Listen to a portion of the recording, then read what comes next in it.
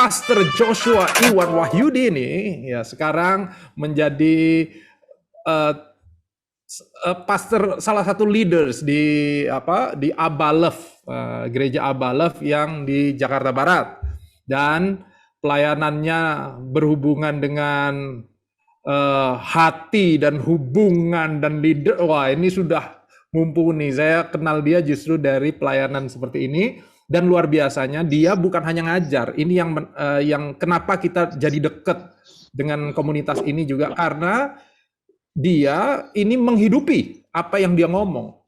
Jadi bukan hanya ngajar di depan nih, tapi dalam kehidupannya juga menghidupi. Nah, hari ini yang dia share, saya percaya adalah hidup yang dia share. Nah, itu yang membuat pelayanan dia makin hari makin tajam. Saya lihat Instagramnya, medianya, tetapi juga pemuritan. Dia ada di membagi hidupnya di kelompok-kelompok pemuritan. Bagi hidup benar, suami istri luar biasa. Tapi izinkan saya pagi hari ini sharing hidup saya, sharing pengalaman kehidupan saya tentang release, relief, regain. Kenapa saya mengambil topik release, relief, regain? Karena ternyata dalam banyak hidup kita ini, kita baru bisa mendapatkan, kita baru bisa regain, kalau kita itu bisa berhasil melepas dan mengalami kelegaan lebih dulu. Waktu kita bisa melepaskan dan kita mengalami kelegaan, disitulah kita akan punya peluang untuk regain again. Banyak kehidupan kita manusia ini kehilangan banyak hal karena kita tidak berani melepaskan. Kita berusaha memegang segala sesuatu, menggenggam. Makanya saya memberikan subtitle untuk di media itu bagaimana mengenali dan mengelola genggaman emosional. Karena kita tuh punya banyak hal yang kita pengen genggam dalam hidup kita. Nah, tapi yang menarik justru Alkitab mengajarkan kepada kita, makin engkau mencoba menggenggam banyak hal, engkau makin akan kehilangan. Sementara ketika engkau berani melepas banyak hal, engkau akan mengalami kelegaan itu dalam jiwamu, dan kemudian engkau akan malah bisa mendapatkan apa yang engkau tidak sangka-sangka. Nah, memang apa yang diajarkan di dalam Alkitab ini seringkali berkebalikan dengan apa yang diajarkan oleh dunia, gitu ya. Makanya saya salah satu orang yang sangat counter sekali dengan ajaran-ajaran motivational mainstream. Tidak semua motivator itu jelek dan salah. Tapi saya menjumpai banyak ajaran motivasi yang mainstream itu sebenarnya tidak align dengan apa yang dikatakan oleh Alkitab, walaupun si motivator itu adalah orang Kristen yang mungkin juga melayani. Tapi tanpa sadar apa yang diajarkan di dalam sesi-sesi motivasi, sesi-sesi konten-konten inspirasi, seringkali ngedrive kita untuk menggenggam banyak hal. Kita cuma punya tangan dua, tapi kalau bisa lu genggam 10 hal dengan dua tanganmu. Ini yang membuat orang tuh malah makin mengalami banyak sekali tekanan emosional hari-hari ini. So, saya akan mulai dengan satu hal realita yang kita harus terima di dalam diri kita adalah jiwa manusia itu rapuh, tanda kutip. Ada orang ngomong, enggak, manusia itu kuat kok. Makanya Tulus kan bikin lagu, manusia-manusia kuat, jiwa-jiwa yang kuat. Ya kan, kita nih kuat. Memang betul. Nah, ini saya menariknya gini, manusia itu kuat karena disusun dari kerapuhan-kerapuhan yang dia bangun. Makanya Rico pernah menulis di buku yang kita kolaborasi 46 orang itu ya, Rico ya, CFNG, Creator for Next Gen itu. Salah satu kan saya yang edit tulisan dia ya. Saya amazed dia menulis dengan sangat singkat tapi sangat tajam gitu ya. Dia ngomong butuh lemah dulu supaya kuat. Rico bilang gitu, itu judulnya ya. Butuh lemah dulu supaya kuat. Nah, ini maksud saya. Manusia itu menjadi kuat tapi dia disusun oleh kerapuhan-kerapuhan yang dia alami. Jadi pada dasarnya jiwa kita itu sebenarnya tanda kutip rapuh. Coba lihat di Alkitab. Elia yang begitu dahsyat, perkasa, bunuhin Nabi Baal, dalam hitungan berapa malam, tiba-tiba pengen mati. Depresi, sembunyi di gua, pengen mati. Betapa rapuhnya gitu. Yang tadinya begitu perkasa dalam hitungan berapa jam saja, dia menjadi orang yang pengen mati. Daud yang ngalahin Goliat dalam hitungan waktu singkat, dia bisa meratapi kehidupannya gitu di Mazmur-Mazmur dia. Kita melihat Abraham yang disebut bapak orang yang beriman, ada masanya kemudian dia goyang dan dia bilang, "Ya mungkin pakai budak kita kali ya, Tuhan mau kasih keturunan lewat budak." Ya udahlah, okelah, setuju dia tidur dengan budaknya. Jadi kita melihat manusia itu, jiwanya itu memang begitu, gitu. Makanya kalau kita lihat di dunia pelayanan ya, kita akan menemukan orang-orang yang dulunya memimpin, dulunya berkhotbah di depan banyak orang. Terus kemudian dia nggak mimpin lagi, dia nggak punya kesempatan khotbah lagi. Jiwanya itu akan mengalami challenge yang begitu rupa, itu nggak bisa disangkal. Kita nggak bisa ngomong begini loh, mmm, "Ya itu kan hidup untuk Tuhan, bla bla bla." Saya kemarin ketemu dengan salah satu pastor next gen gitu ya. Saya ngomong, kekristenan tuh to be honest, sorry to say, kita tuh jargonnya terlalu bagus. Jargon-jargon kekristenan kita tuh keren-keren banget gitu. Menjadi kepala bukan ekor, terus hidup itu harus hanya memandang pada Tuhan. Emang itu semua benar, saya nggak menentang semua itu. Tapi realitanya tuh kita mesti lihat, nggak semudah itu loh, hidup melihat pada Tuhan saja, itu nggak semudah itu. Karena kenyataannya jiwa kita nih butuh, nah makanya saya tulis, jiwa kita tuh butuh pegangan, genggaman, atau yang disebut dengan emotional anchor. Jiwa kita tuh perlu mengangkerkan, menjangkarkan pada satu hal, dan kita kalau di dalam kekristenan tuh kita selalu ngomong bahwa jangkarkan jiwamu hanya kepada Tuhan, jangan pada hal yang lain, karena hal yang lain itu sia-sia, tidak kekal. Kita ngerti konsep itu kebenarannya memang. Tetapi di dalam realita, bisakah engkau hanya menjangkarkan hatimu kepada Tuhan? Itu sebuah pertanyaan yang kita perlu renungkan. To be honest, saya tidak bisa membayangkan perasaan Joanna hari ini. Buat saya susah untuk saya bayangkan. Kenapa? Karena saya sama istri saya VV saja. Saya tuh orangnya kan pemikir ya, pemikir yang panjang sekali. Terus saya tuh punya punya handicap atau apa, di dalam daging itu catastrophic thinking. Catastrophic thinking tuh orang yang punya pikiran akan musibah dan itu munculnya tuh dalam kilasan sepersekian detik tanpa saya bisa kendalikan. Nah, saya punya catastrophic thinking. Jadi kalau saya, baik lagi kerja, lagi bengong, lagi idle, lagi nggak ngapa-ngapain, itu catastrophic thinking bisa muncul, sret. Saya sering tiba-tiba kebayang kalau istri saya tuh turun dari tangga, jatuh, bocor, terus mati gitu. Itu berkali-kali. Saya nggak bisa kendalikan pikiran itu. Itu part of my handicap lah. Di dalam daging dalam hidup saya. Berapa kali kebayang pikiran kayak gitu aja, saya ngebayangin istri saya nggak ada aja, itu saya langsung sesek banget, hati saya langsung sesek banget. Kenapa? Karena saya punya emotional anchor dengan istri saya. Dan saya nggak bisa kalau dibilang, "Jangan, kamu nggak boleh kayak gitu. Kamu harus anchor only to God. Lu nggak boleh kayak gitu. Itu tuh nggak alkitabiah." Lah gue menikah sama dia, gue hidup 24 jam sama dia, gue lakukan semua hal yang sulit bersama dengan dia waktu gua ngebangun perusahaan training saya tuh, saya makan 5.000 berdua sama dia, nasi goreng tek-tek, sepiring berdua sama dia. How come? Gimana caranya saya nggak anchor emosi saya dengan dia, gitu. So, ini tuh realita. Jadi kalau ada teman kita yang dulunya mimpin, terus kemudian something happen dengan kepemimpinan dia, lalu dia diturunkan secara paksa, dia nggak mimpin lagi, lalu dia terguncang, lu nggak boleh salahin dia. Lu nggak boleh bilang bahwa, eh, kok lu kurang rohani, kan Alkitab mengatakan itu milik Tuhan. Kalau diambil ya lu jangan gimana-gimana. Nggak bisa, manusia tuh emang gitu. That's the reality. Saya bukan mau berkata Alkitab itu salah, Alkitab 100% benar. Bahwa ketika engkau nggak anchoring kepada Tuhan, engkau akan menderita. Iya benar, emang lu akan menderita.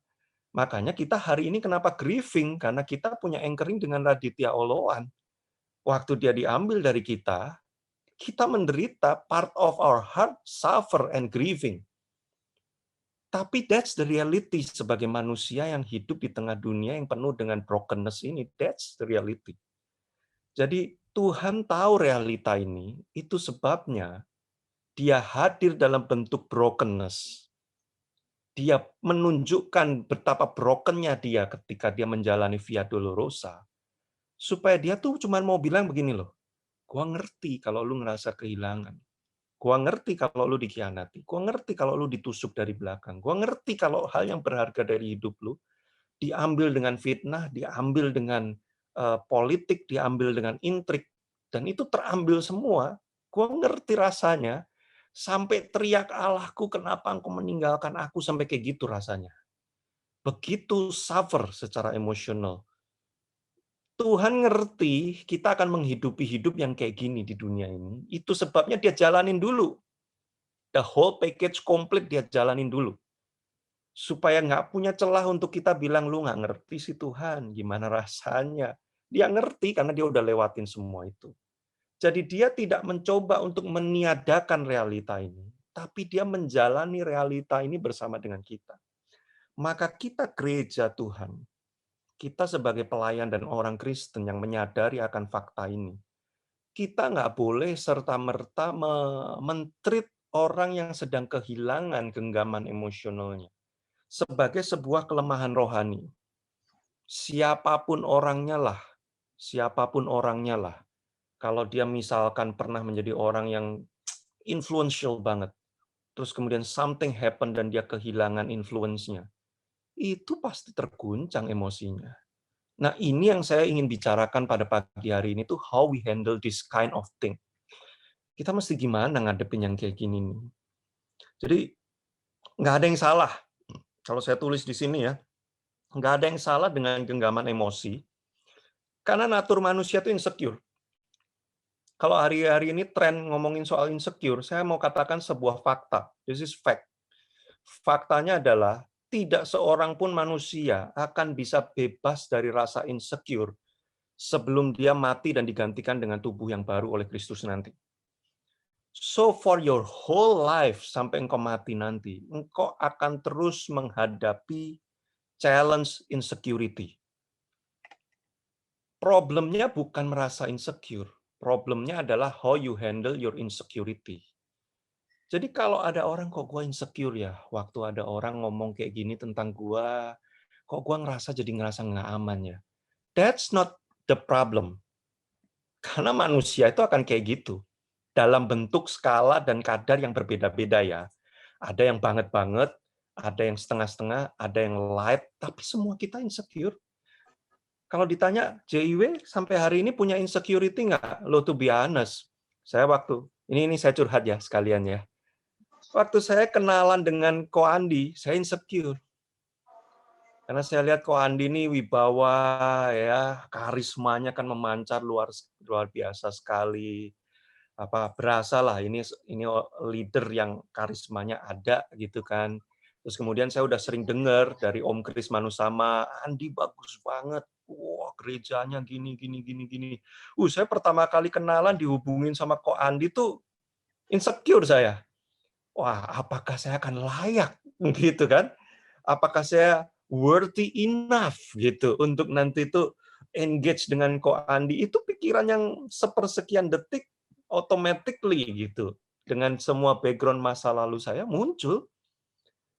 That's not a problem for me. That's not a problem. Karena setiap orang tuh gitu.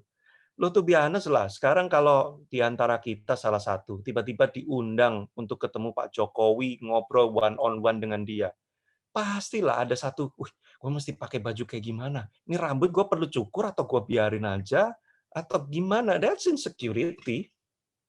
Karena lu mencoba untuk feeling worthy enough gitu untuk bisa ngobrol dengan Pak Jokowi gitu kan. Kita tuh gitu. Dan menurut research, manusia tuh punya 3 hole insecurity, yaitu rasa berharga, rasa aman, rasa kendali. Nah, sorry ya, ini laptop saya agak-agak error, jadi saya tetap move on. Nanti kalau keburu slide-nya akan dimunculin. Teman-teman juga sambil dengerin, nggak apa-apa. Berharga, aman, dan rasa kendali. Rasa berharga, rasa aman, rasa kendali, itu yang selalu kita tuh merasa kayak kita punya genggaman emosional karena kita butuh rasa berharga, rasa aman, rasa kendali. Kenapa kita punya genggaman emosional pada satu hal? Karena kita feeling worth gitu. Kalau kita punya temen si ini, si itu, Saya yakin loh, banyak orang itu pengen deket dengan Raditya Oloan karena dia akan merasakan rasa berharga gitu waktu dia kenal dengan Radit. Saya ngelihat fenomena menarik ketika Radit nggak ada, semua orang berusaha untuk menunjukkan bahwa dia dekat dengan Radit. Nggak salah, nggak salah. Saya nggak. Dulu saya tuh orang yang judgmental banget. Saya kalau ngelihat yang kayak gini-gini, saya langsung sebelah mata. Mata saya ketutup satu, saya lihat sebelah mata gitu ya. Ih, gitu banget sih jadi orang. Ya, kalau nggak kenal ya nggak kenal aja, nggak deket ya nggak deket aja. Jangan ngaku-ngaku deket. Gitu kan. Karena Radit kan luar biasa sekali. Jadi semua orang tiba-tiba ingin feeling word gitu kan dengan gue deket juga nih sama Radit dan sebagainya gitu ya. Gue kenal gitu kan.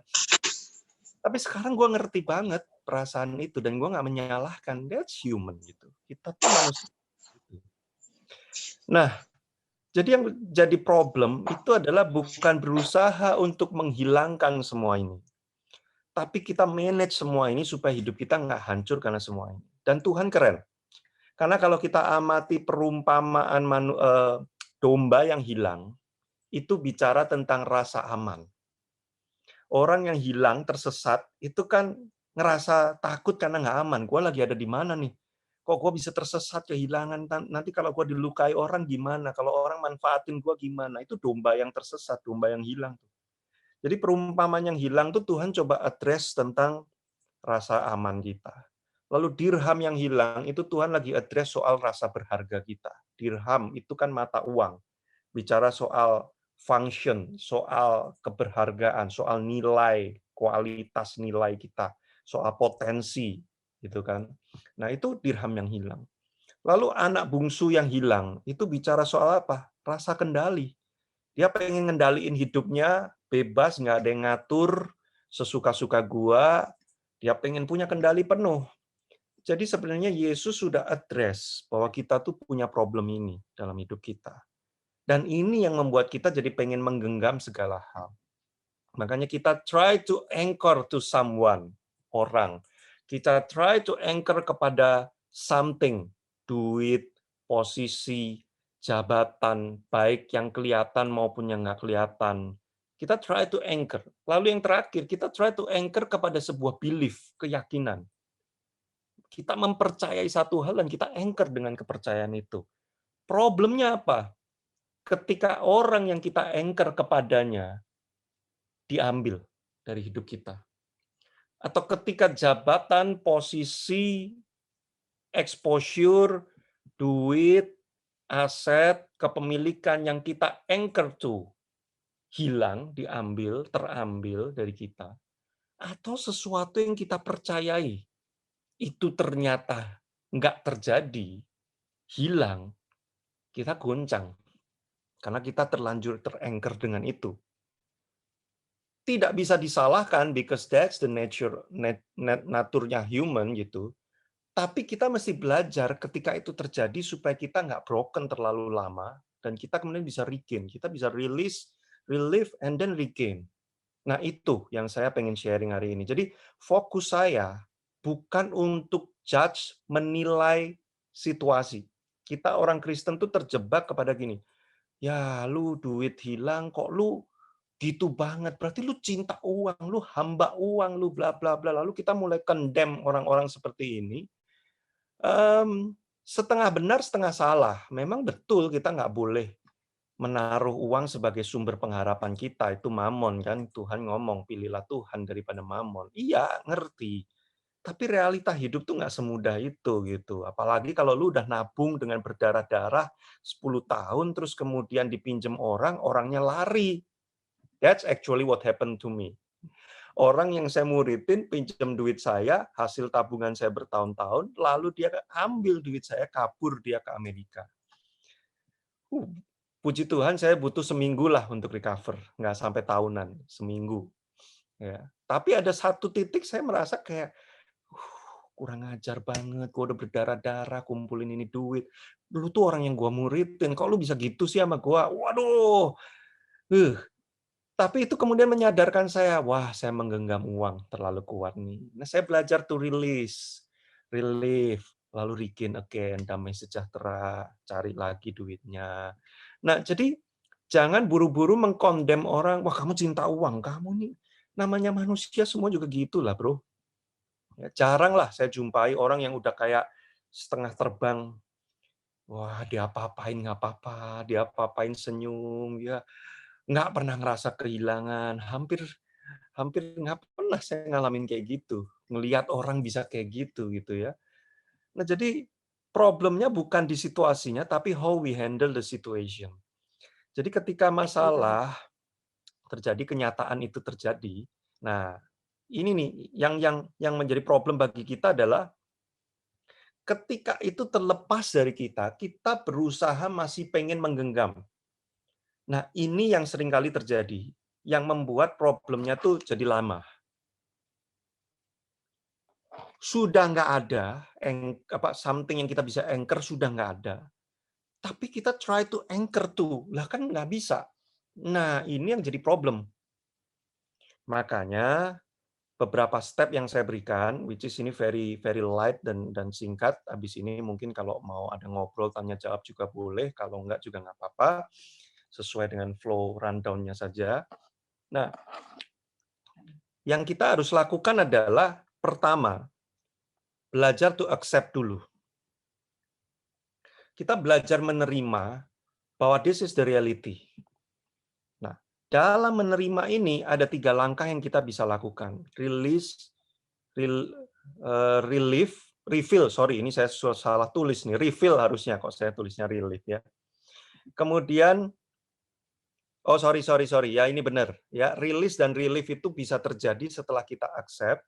Nah, itu untuk accept kita mesti realize, recycle, redirect. Sorry ya. Di slide berikutnya. Nah, ini dia.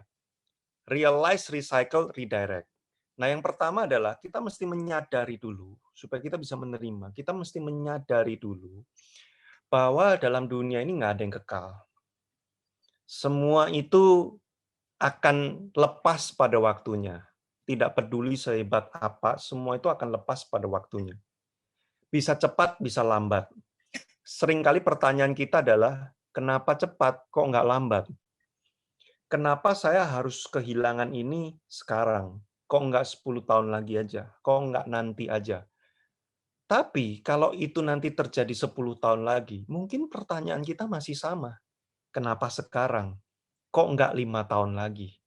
Kalau itu terjadi 15 tahun lagi, mungkin pertanyaan kita masih akan sama. Kenapa sekarang? Kenapa saya?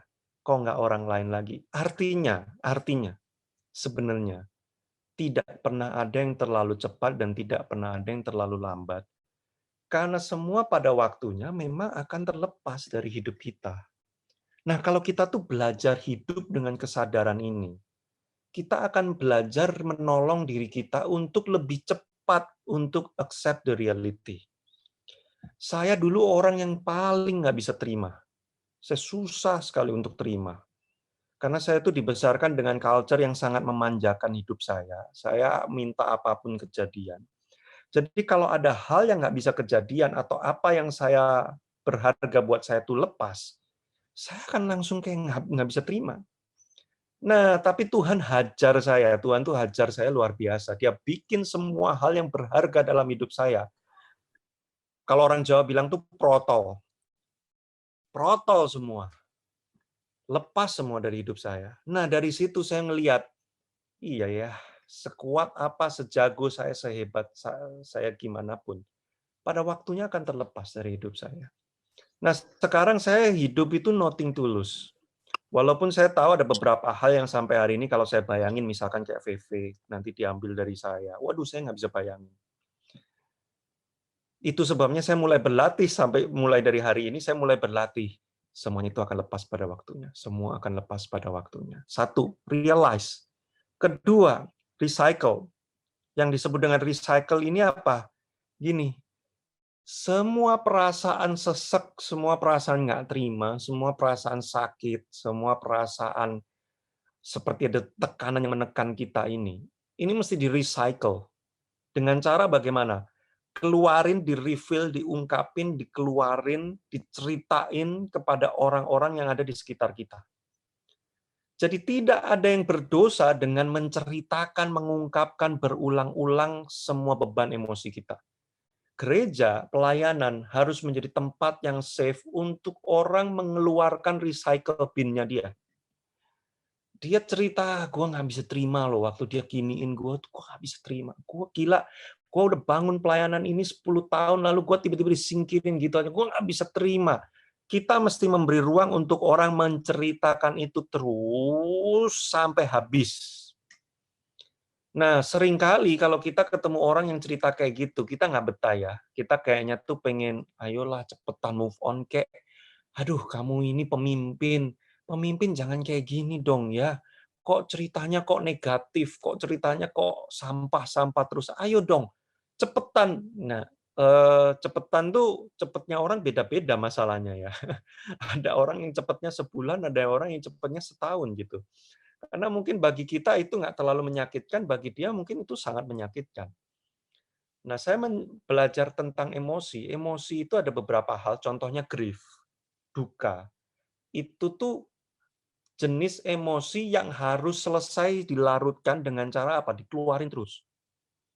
Dikeluarin, diisi, dikeluarin, diisi. Jadi bukan cuma ngeluarin, tapi harus diisi. Jadi gini, kayak gelas isinya kotoran, dia mesti dituang dengan air bersih sampai dia keluar, tapi di saat yang sama juga dia diisi terus. Sampai luber keluar, yang kotornya udah habis, tinggal sisanya yang bersih terus. Nah, itu grief tuh kayak gitu. Apa typicality emotionnya. Jadi kalau ketemu orang grief, izinkan dia untuk terus nangis, ceritain, memori-memorinya harus terus.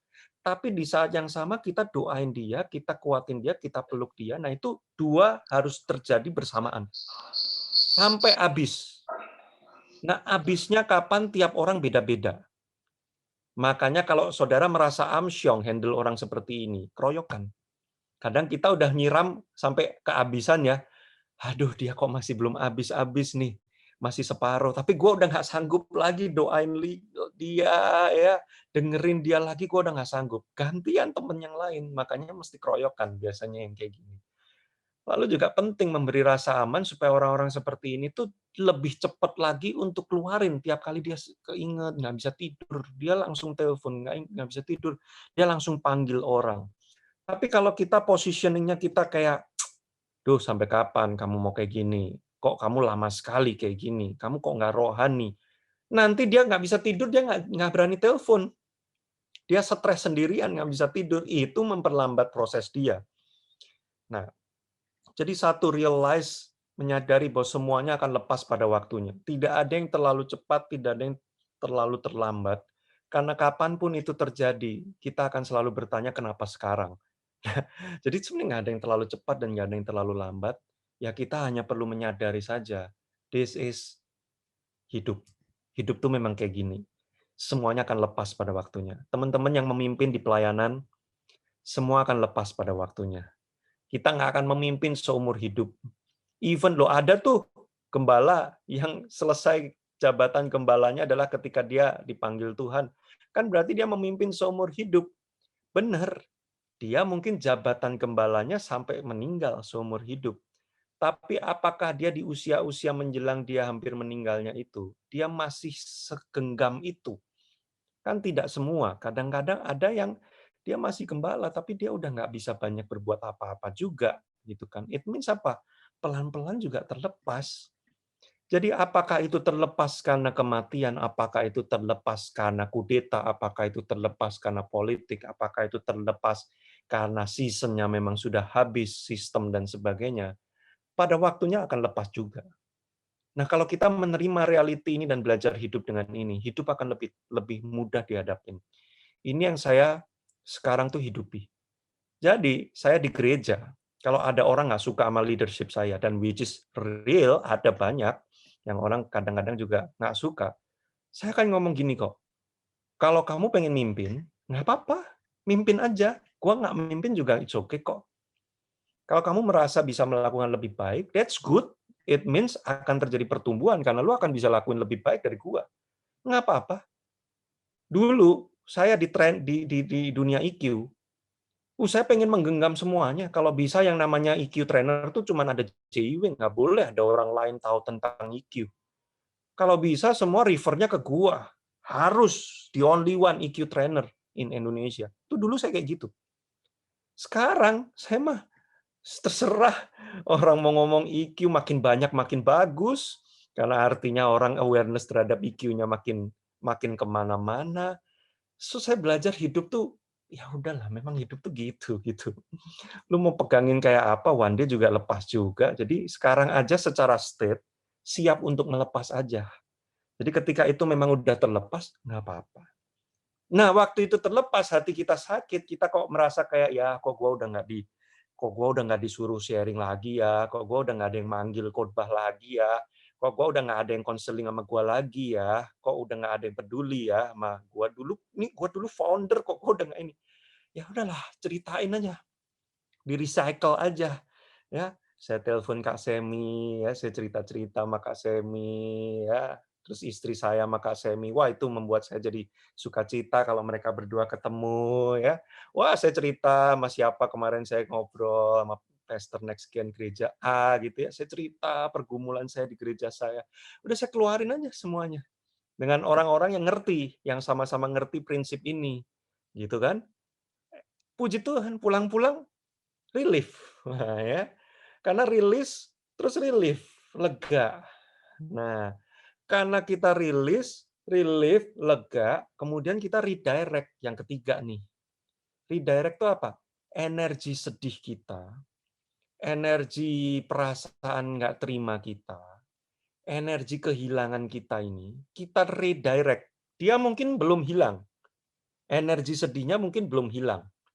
Ya, tapi kita udah nggak grieving seperti dulu, tapi energi sedihnya nggak hilang. Bahkan mungkin dia tidak akan hilang.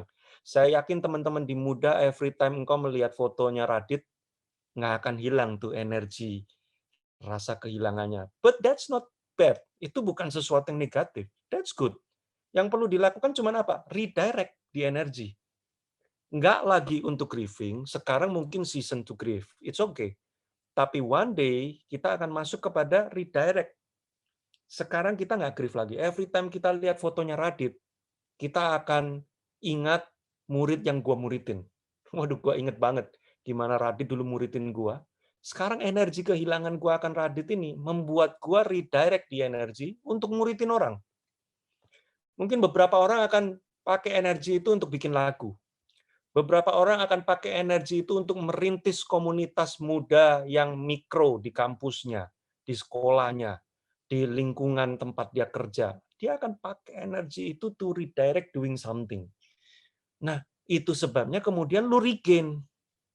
Waktu lu menyadari bahwa semua akan lepas pada waktunya dan lu menyiapkan sebuah state yang siap untuk melepas, lu rilis. Waktu lu kemudian merecycle, waktu lu kemudian menceritakan itu sampai itu larut habis, lu akan ngalamin relief. Lalu waktu kemudian lu meredirect your energy kepada hal apa yang gua bisa lakuin dengan energi ini, lu akan regain again, mendapatkan sukacita, mendapatkan damai sejahtera, mendapatkan fulfillment, bahkan mendapatkan understanding. Hari ini mungkin teman-teman ada yang nggak ngerti kenapa ini terjadi. Kenapa ya? Kok Radit secepat ini? Itu yang bikin gue 3 hari, tiap pagi tuh tengah malam kebangun, gue tuh tanya sama Tuhan, kenapa sekarang ya Tuhan? Dia masih punya banyak proyek yang mau dilakuin sama si ini, si itu. Aku dengar beberapa ceritanya gitu kan. Bagus banget, kenapa sekarang? Kan proyeknya jadi berhenti semua. Tapi waktu lu di redirect your energy, doing something, di tengah proses itu, lu akan regain the understanding nanti. Lu akan mulai mengerti kenapa gandum yang ini harus mati, supaya kemudian nanti biji-bijinya itu berbuah banyak keluar, lo akan regain the understanding. Kenapa waktu itu lu harus dikudeta? Sorry ya, saya ngomongnya agak apa adanya ya. Kenapa waktu itu lu harus disingkirkan secara politis? Kenapa lu waktu itu harus ditusuk dari belakang? Lu mungkin nggak ngerti. Tapi waktu lu redirect energi itu untuk something yang contributing dan building hidup orang lain, nanti lo akan punya understanding. Oh, I know sekarang kenapa Tuhan izinin gue ngalamin proses itu. Nah, tapi itu nggak akan terjadi kalau lu nggak segera recycle. Lu nggak keluarin, lu nggak recycle, nggak akan terjadi. Lu nggak akan recycle kalau lu nggak membuat sebuah state of mind ready untuk melepas. Nah, ini sebenarnya proses yang kita perlu perlu belajar dan latih setiap saat ya. Which is saya sepanjang hidup saya, ini yang rupanya Tuhan taruh. Dan sekarang nih saya juga mulai mengerti kenapa Tuhan bawa saya ngalamin semua itu ya dalam proses pelayanan kehidupan saya. Saya mulai mengerti sekarang. Oh, karena hidup tuh kayak gitu dan banyak orang perlu mengerti proses-proses ini. Supaya dia nggak terus lama-lama tinggal dalam keadaan yang sakit, terus nggak terima, marah, dan sebagainya. So, I think ini aja yang saya bisa sharing teman-teman tentang hal ini. Hopefully bisa menolong kita semua apapun situasi yang kita sedang hadapi hari-hari ini ya. Kalau misalkan ada waktu untuk sharing, tanya jawab, boleh.